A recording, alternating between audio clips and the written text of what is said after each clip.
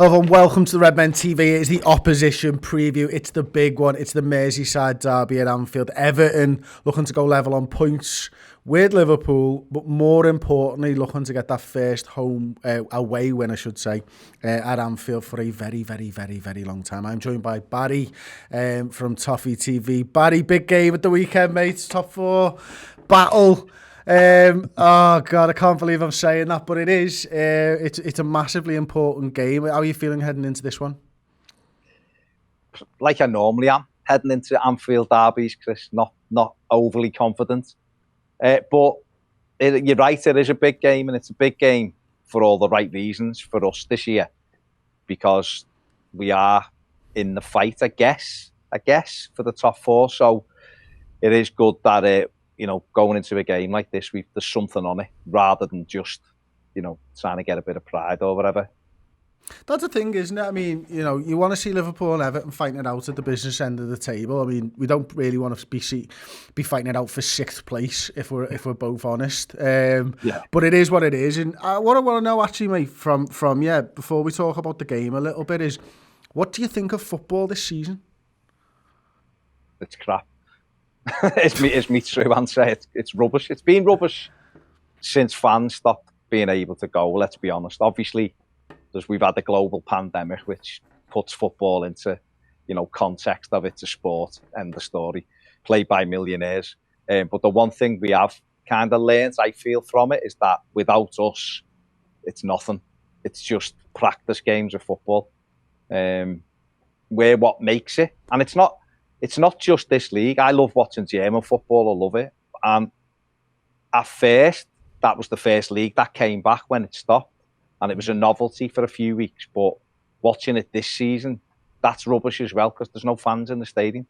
So football is just, at the moment, a series of training games where anything can happen. That's how it seems anyway.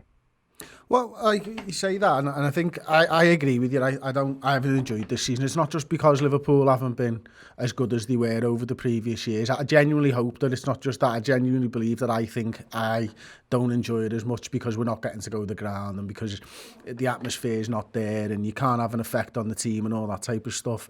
But loads of people will say, nah, it's just because you're not winning, Chris. And I hope that that's not true, and I believe that it's not true. But I'm the same as you, mate. It's not the same. Like I watched a bit of the Everton game last night against Manchester City, and I turned the fan crowd noise off because that's terrible. But it's still not right. Like, even just, it's nice. It was a novelty, you're right, in hearing the players scream at each other and all that type of stuff. But I can't understand how important a game of football is if there's no fans. Like, do you know what I mean? Like, it could be a Champions League semi-final, but it sounds the same as fucking Burnley, Aston Villa. Like, there's nothing that tells you that it's an important game of footy, and it's just watching two teams play training games, isn't it? And that's where it kind of comes at. Let's talk a little bit about then Everton's season so far. Obviously, had a great start to the season. Was it 7 games on the bounce you won, something like that? I can't remember exactly. Yeah. Seven and all, with the League Cup games. Yeah. But brilliant start to the season. What's happened since then? Well, since the derby, we haven't had, since the last derby, we haven't had what a lot of Evertonians would say, being able to play our best team. Them 11 players haven't played together since the 2-2 at Goodison through injuries and stuff. So that disrupted it a little bit. But I think we started the season brilliantly. But every Evertonian knew that wasn't going to last, because you do get injuries and suspensions and players drop in and out of form. And our squad isn't good enough, if we're being brutally honest, to maintain that. So I think this season especially as well, with no crowd and stuff, you just hit the nail on the head before. You can't influence anything. And so Everton have benefited from it away from home, because we've got an unbelievable away record. But at Goodison, our home form is abysmal. And normally we are up in the top 5 or 6 for a home form every season. Even when we're not very good away, we've normally got 11, 12, 13 wins at home out the 19. So it's been totally the opposite this season. So I think a bit of that as well. And we've lost vital players. I don't need to tell you, but you've lost important players as well. But we lost Luca Dean for 2.5 months. We've had Alan out for getting on to 3 months now. James Rodriguez played about 3 games in about 8 weeks. So that disrupted us. Dominic Calvert-Lewin has been not right since he got injured on New Year's Day. You know, he's been in and out the team with injury and stuff. So there's been reasons why.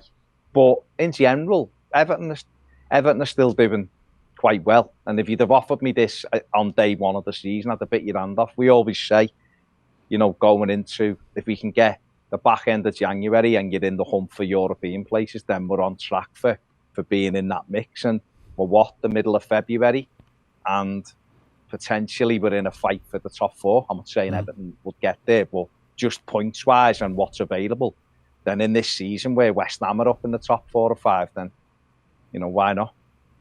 What about, like you mentioned a couple of the players there, and there's potential, isn't there? We were talking off camera before that Allen could come back. I think James Rodriguez comes on last night against City. Calvert-Lewin's supposed to be back in the mix.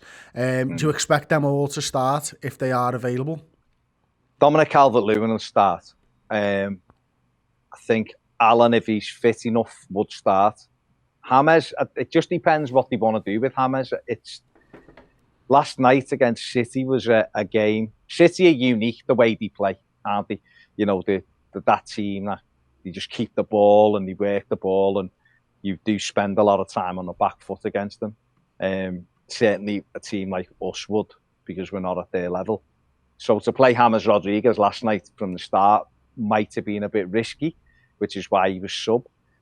And I guess the same would be probably for Liverpool. But the problem is, when you take James out the team, you're taking someone who can change a game with a drop of a shoulder. He's that good. He's such a fantastic footballer. But it just depends what Ancelotti, the game plan is. You know, normally away from home, we've been very solid, and we've played teams on the counter attack, and we've had some real joy with that.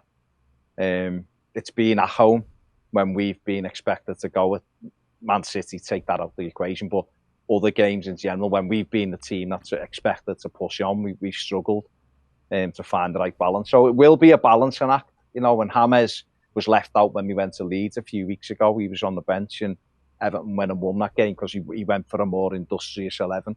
So maybe he'll do that at the weekend, because obviously we know the quality that Liverpool have. So maybe he'll try to keep it more solid and have James as a last 25-minute sub if the game needs it.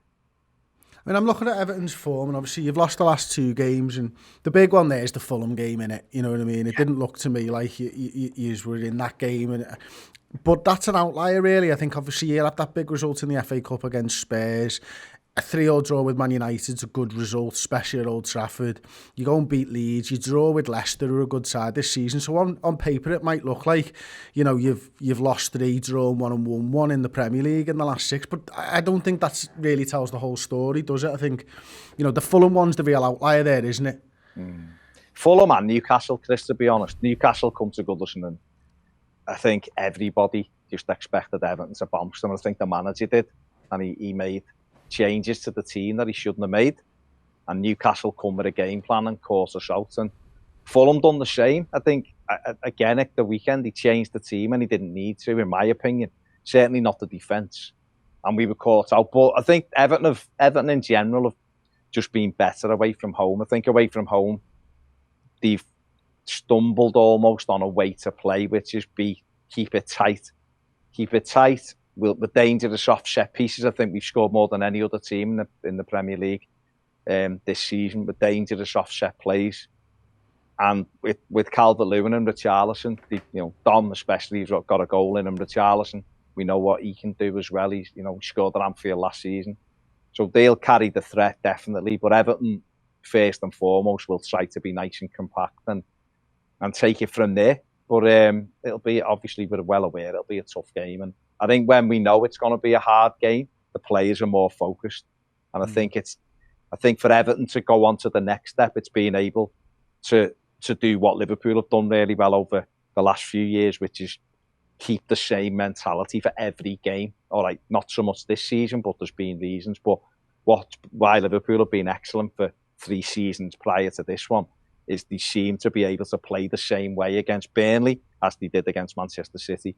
And I think to do that, yes, you need better players, but you also need that mentality that's consistent, which is, you know, everybody gets our ultimate respect.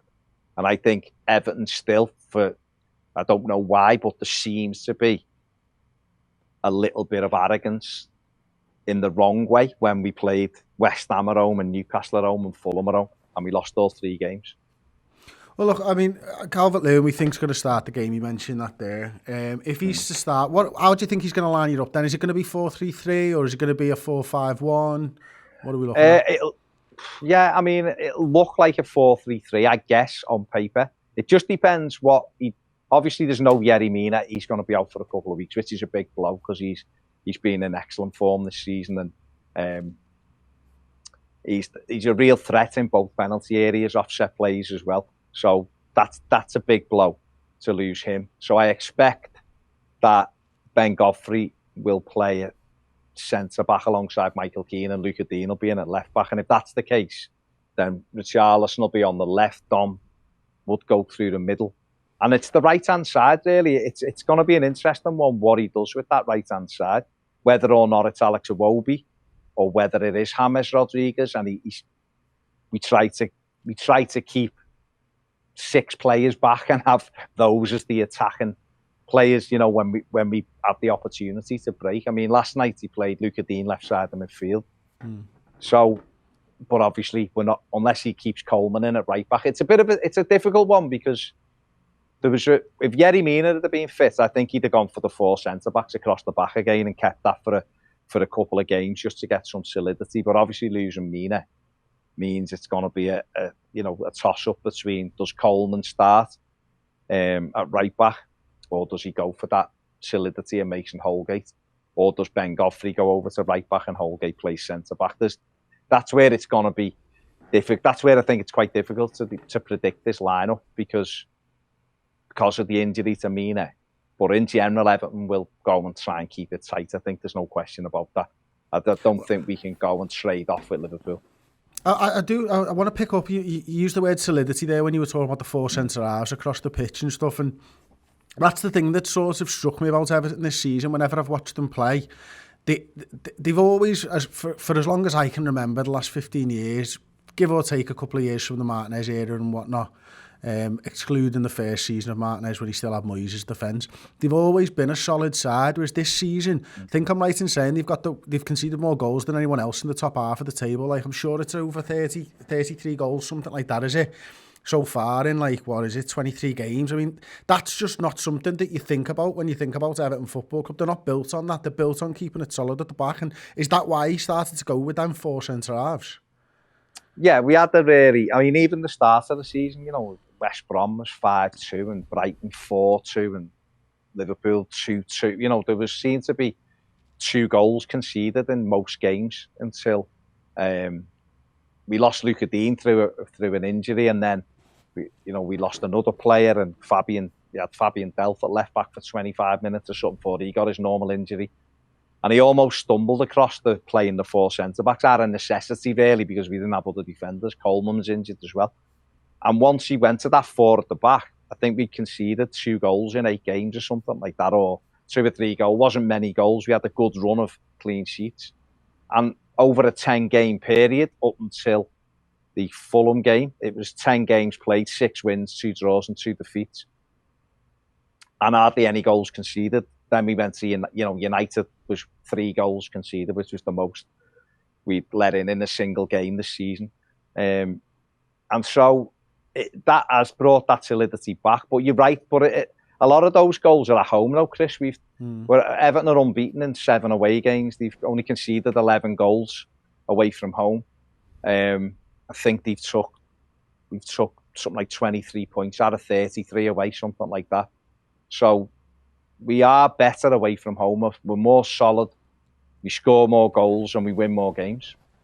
All right then, it's Anfield though, mate. How are you feeling? Liverpool's 4. We've lost 3 on the bounce in the Premier League. I know we've got a good win in the Champions League and stuff like that midweek, but surely if you're going to do it, Barry, now's the time. This is the season. This is the weekend. This will be the Saturday. I'm never going to sit here and say, this is What I would say is there's a great opportunity to break this hoodoo on Saturday. There's no crowd there. Liverpool aren't in great form. They haven't got the what they would perceive as their best team, which I think everyone would accept that. But they still got 3 world-class forwards. And if Everton are as porous as they can be, then that won't make any difference. So Everton's game plan, if Everton can keep it tight and defend properly the way we have been, then it takes a really good goal to go past us.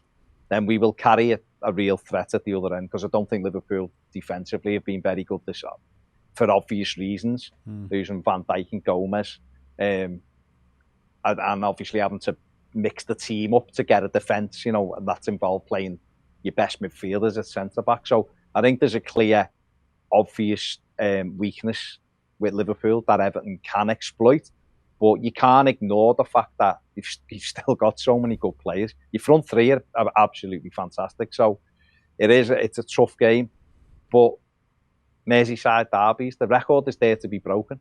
It's going to end sometime. If it's this weekend, brilliant. And I guess for any Liverpool fan, if it was going to end, this would be the weekend for it to end and get it out the way when there's no one there. You know what I mean? We just won't count it, Barry. We just won't count it. Well, that's fair. Well, I don't count you win the league last year, so it's not a problem.